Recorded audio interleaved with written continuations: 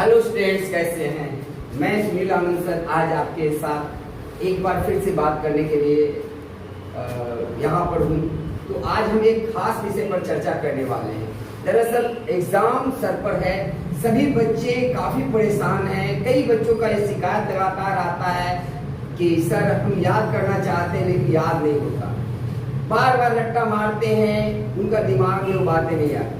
देखिए, परीक्षा की तैयारी आप कैसे करें, इस विषय पर आज हम आपसे बात करने वाला हूँ। सबसे पहले परीक्षा कब है ये ध्यान दीजिए, 2-4 दिनों में एग्जाम है। ऐसे में आप सबसे पहले जो भी चैप्टर है उसको एक बार अच्छी तरह से पढ़ करके समझ लीजिए। और दूसरी चीज है कि चैप्टर समझने के साथ साथ क्वेश्चन के पैटर्न को समझिए। क्वेश्चन में क्या कह रहा है, अगर आप क्वेश्चन को सही ढंग से नहीं समझ पाएंगे तो क्वेश्चन को लिखना संभव नहीं होता। इसलिए सबसे जरूरी है कि आप क्वेश्चन को समझें, क्वेश्चन में पूछ क्या रहा है, और फिर उसके अनुसार आप अपने मर्जी से अगर उस क्वेश्चन का जवाब लिखते हैं तो वो ज्यादा बेहतरीन होगा, बजाय कि आप रट्टा मार करके लिखते हैं।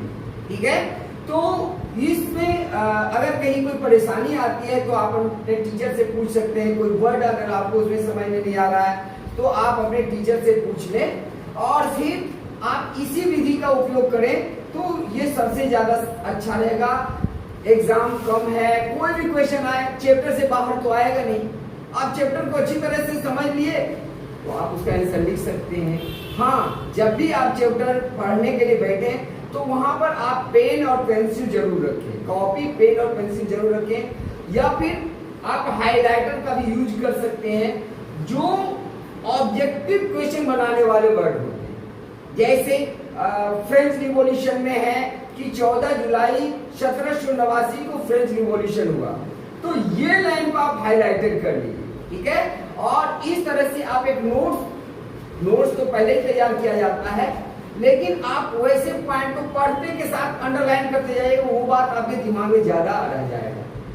चलिए, अब कुछ बच्चे होते हैं जो रट्टा मार करके ही याद करना जानते हैं, तो उनके लिए क्या उपाय, उन्हें समझ में नहीं आ रहा है। चैप्टर पढ़ते हैं लेकिन चैप्टर समझ में नहीं आ रहा है, बार बार पढ़ने पर भी, और इतना टाइम नहीं है कि वो बार बार पढ़े। देखिए, कैसे आपको याद हो जाएगा वो मैं आपको बताऊं। तो आप क्वेश्चन आंसर जिस फेयर कॉपी में आपने किया है उस फेयर कॉपी को आप सामने में रख लीजिए, और एक रफ कॉपी और कलम सामने में रख लीजिए। अब उस क्वेश्चन का एक सेंटेंस अपने दिमाग में आप दोहराइए, और फिर जब वो 2-4 बार आप उसको दोहरा लेते हैं तो उसको बिना देखे उस कॉपी में लिख दीजिए।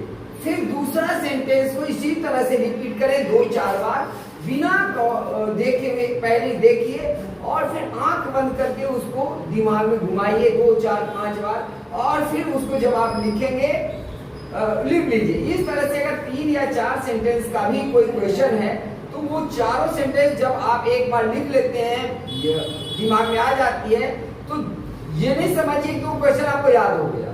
जी नहीं, आप दोबारा जब चारों लाइन को एक साथ दिमाग में लाना चाहेंगे तो नहीं आएगा, उसमें मिसिंग होगा। इसलिए आप 3 से 4 बार पूरे चारों लाइन को एक बार पढ़िए, और फिर आंख बंद करके पढ़ने के बाद उसको कॉपी में लिखिए। अगर इस तरह से आप 2-3 बार लिखते हैं, देखिए कहते हैं एक बार लिखना 4 बार पढ़ने के बराबर होता है। आप 4 बार अगर याद किसी चीज को पढ़ते हैं उससे ज्यादा याद आपको होता है अगर उसको एक बार लिखते हैं। लिखने में एक और फायदा ये है कि उसमें कोई मिसिंग नहीं होता। कोई भी वर्ड अगर गलत सही है तो वो आपके दिमाग में आ जाता है, अच्छा ये क्या है, और उसी समय यह ध्यान दीजिए कि कौन सा ऐसा वर्ड है जो आपके लिए डिफिकल्ट है। उस वर्ड को आप देखिए, हर सेंटेंस में ऐसा नहीं होता। जब 4 लाइन पे कोई क्वेश्चन है तो उसमें कोई एक या 2 ही वर्ड ऐसा होगा जो आपको समझ में नहीं आएगा, लेकिन वो एक वर्ड के चलते पूरा सेंटेंस आप नहीं समझेंगे, तो उस वर्ड को भी आप लिख लीजिए। जैसे ही वो वर्ड आप सोल्व होगा आपको याद आ जाएगा। लेकिन ये विधि क्या है, आप याद कीजिएगा और फिर 1 सप्ताह वो दिमाग में नहीं रहेगा। ध्यान कीजिए कि आपने जो पढ़ा है संडे को एक दिन बनाइए, एक बार सिर्फ रिवीजन करना है संडे को, कुछ नहीं करना है, याद बिल्कुल नहीं करना है। आप ऑलरेडी जिसको याद कर चुके हैं उसको एक बार फिर से रिवीजन कर लीजिए, वो दिमाग में बन जाएगा। ठीक है, एक अच्छी विधि ये है। और दूसरी जो विधि है वो तो बहुत अच्छा विधि है कि आप चैप्टर को सबसे पहले समझें। अगर उस चैप्टर में कुछ समझ में नहीं आ रहा है तो अपने टीचर से सहायता लें, और क्वेश्चन को समझना सबसे जरूरी है। देखिए क्वेश्चन वर्ड कुछ होते हैं, व्हेन, वेयर, व्हाट, हुज, हुम, ये जो क्वेश्चन वर्ड है उनको कैसे उपयोग किया जा रहा है ये ध्यान में देना है। ये वर्ड आप समझ गए, क्वेश्चन को समझ गए तो आंसर आपका जो होगा परफेक्ट होगा। तो आज के इस वीडियो में बस इतना ही।